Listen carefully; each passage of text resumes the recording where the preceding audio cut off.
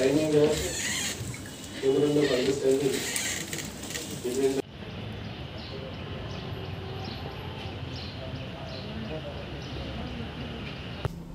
আজকে এই সুন্দর একটা দিনে, হোলির দিনে, আমরা আরেকটা সুন্দর একটা মোড় এখানে করলাম এবং একটা মাইলস্টোন হিসাবে ত্রিপুরার ইতিহাসে সেটা থাকবে। অনেক দিন ধরে আমরা কথা হচ্ছিল, মাঝে সাথে আমরা কথাও বলছিলাম, কিন্তু ফাইনালাইজেশন করার জন্য খানিকটা সময় নিয়েছে।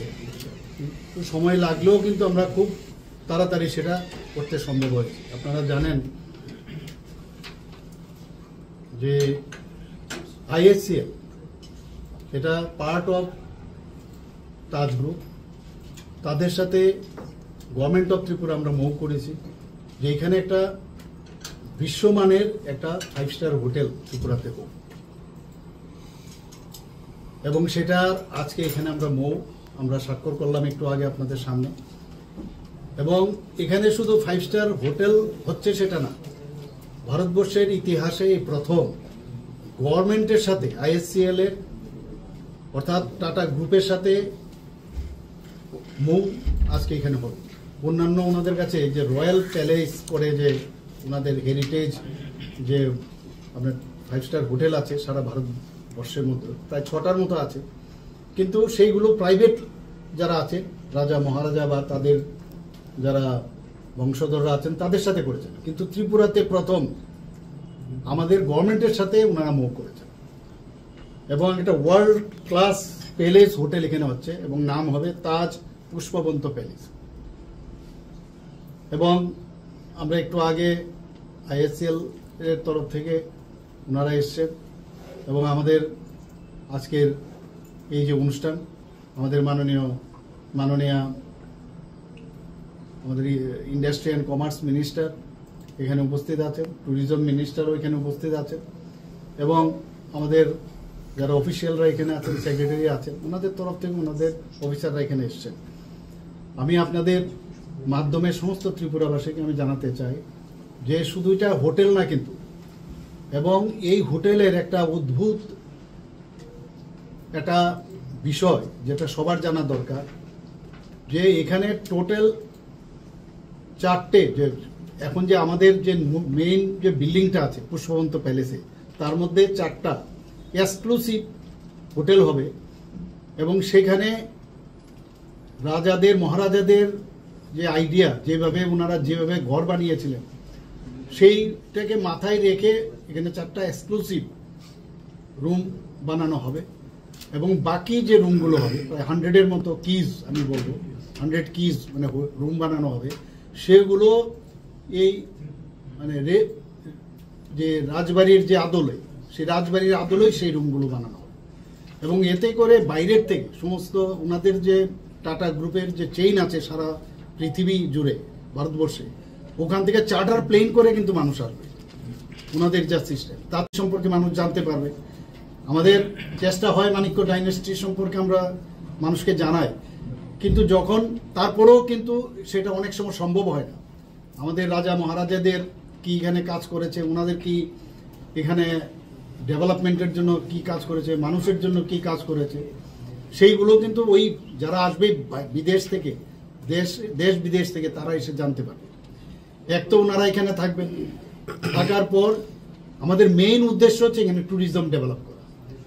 ত্রিপুরার যে ট্যুরিজম স্পট এত আমাদের উৎকৃষ্ট মানে, যেগুলো অনেকেই জানে না, যখন এই লোকগুলো এখানে আসবে, শুধু হোটেলে তো ওনারা থাকবেন না, কেন বিভিন্ন জায়গায় আজকে আমাদের মাতা ত্রিপুরেশ্বরী মন্দিরই হোক, আমাদের ঊনকোটি হোক, ওয়ার্ল্ড হেরিটেজ আপনারা জানেন, সেই জায়গায় যাবে, অনেকে রুদ্রসাগর যাবে। তো আমাদের যে বিভিন্ন যেসব আরো টুরিস্ট স্পটগুলো আছে সব জায়গায় ওনারা যাবে, এতে করে আমাদের টুরিস্ট ফুটফলস আরো বাড়বে। আমি নিশ্চিত এখানেই শুধু থেমে থাকবে না। যারা আজকে আমাদের সাথে আইএসসিএল বা টাটা গ্রুপের যারা আমাদের সাথে আজকে মুভ করলো গভর্নমেন্টে, আমি ওনাদের সাথে কথা বলেছি বারংবার, ওনারাও বলেছেন আরও যেসব আমাদের এই ধরনের স্পটগুলো আছে সেখানেও ওখানে ওনাদের যে এক্সপার্টাইজ আছে সেখানে ট্যুরিস্টদেরকে আকৃষ্ট করার জন্য সেখানেও ওনারা যাবেন। প্রায় 200-এর মতো এমপ্লয়মেন্ট এখানে জেনারেট হবে ডাইরেক্টলি। তাছাড়া ইনডাইরেক্টলিও কিন্তু অনেক আমাদের এই এমপ্লয়মেন্ট এখানে জেনারেট হবে। বিশেষ করে কনস্ট্রাকশনই হোক, ফুড অ্যান্ড বেভারেজে হোক, র মেটেরিয়াল হোক, রিটেল ইত্যাদি সব বিষয়ে কিন্তু একটা হোটেলকে কেন্দ্র করে, 5 স্টার হোটেলকে কেন্দ্র করে সেগুলো কিন্তু ডেভেলপ করবে। আমাদের জন্য অত্যন্ত গর্বের বিষয় যে আমাদের মাননীয় প্রধানমন্ত্রী যে চায় যে আমরা ত্রিপুরা সামনের দিকে যেন এগিয়ে যায়। আমরা আসামের কথা শুনি, আমরা মেঘালয়ের কথা শুনি, ত্রিপুরাতে কেন হবে না? তো আমাদের মধ্যে একটা চেষ্টা আছে একটা আধুনিক মডার্ন ত্রিপুরা আমরা তৈরি করা। নেক্সট জেনারেশন যদি যাতে জানে যে ত্রিপুরাতে এমন কিছু নেই যেটা অন্য জায়গায় আছে, ত্রিপুরাতে নেই, এটা যেন না বলতে পারে। তো সেই দিশায় আমরা কাজ করছি। আমাদের এখানে জনজাতিরা আছেন, জনজাতিদের কালচার সম্পর্কে ওরা জানতে পারবে। বিভিন্ন স্পটে, টুরিস্ট স্পটে যাবে, সেখানেও ত্রিপুরার আমার মনে হয় এই যে আমরা এই আজকের যে মৌ আমরা সাইন করলাম, এতে করে কিন্তু আমাদের ত্রিপুরাকে বিশ্ব দরবারে আমরা পৌঁছাতে পারবো, এতটুকু আমি বলতে পারি। বাস এই বলা। আর কিছু কিছু বিষয় আছে যেগুলো আমরা পরবর্তী সময়ে আরও আমরা টেকনিক্যাল যে বিষয়গুলো আছে সেগুলো আমরা বলবো। আজকে এই মৌ এখানে হওয়ার পরে আমি ওনাদেরকে বলেছি, ওনারা প্রায় 250 কোটি টাকা ওনারা ইনভেস্ট করবে এখানে। তো 3 বছরের জন্য ওরা বলেছে। আমি ওনাদেরকে রিকোয়েস্ট করছি, why it is 3 years, why not it is 2 years plus 2 months maximum.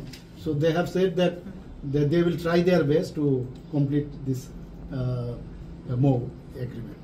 Thank you. এটা নিয়ে কিছু অভিযোগ বা আপত্তি ছিল যে এটা নিয়ে এটা কি যে কোনো জিনিস যখনই কিছু আমরা যে কোনো জিনিস আপনার নিজের ব্যক্তিগত জীবনেও যদি দেখেন, একটা ভালো জিনিস করতে গেলে একটা সমস্যা থাকতেই পারে। সমস্যা মানে ওইটাকে ক্লারিফিকেশন করা।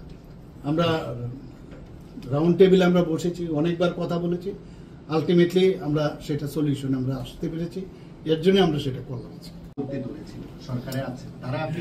না, ওদের সাথে কথা হয়েছে, যে সব ইস্যুগুলি নিয়ে বলেছে ওনাদের সাথে আমাদের কথা হয়ে গেছে। তবেই আজকে কিন্তু এই যে মোয়ের আজকে এগ্রিমেন্ট আমরা সাইন করলাম, সেই কারণেই কিন্তু আমরা করলাম।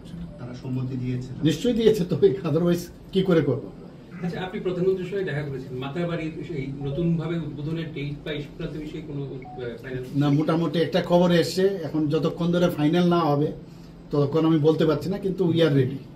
উনি আসবেন এতটুকু বলেছে। এপ্রিল মাসে দেখা যাক, আমরা তো বলছি এখন নাম ডেটটা বলাটা ঠিক নয়।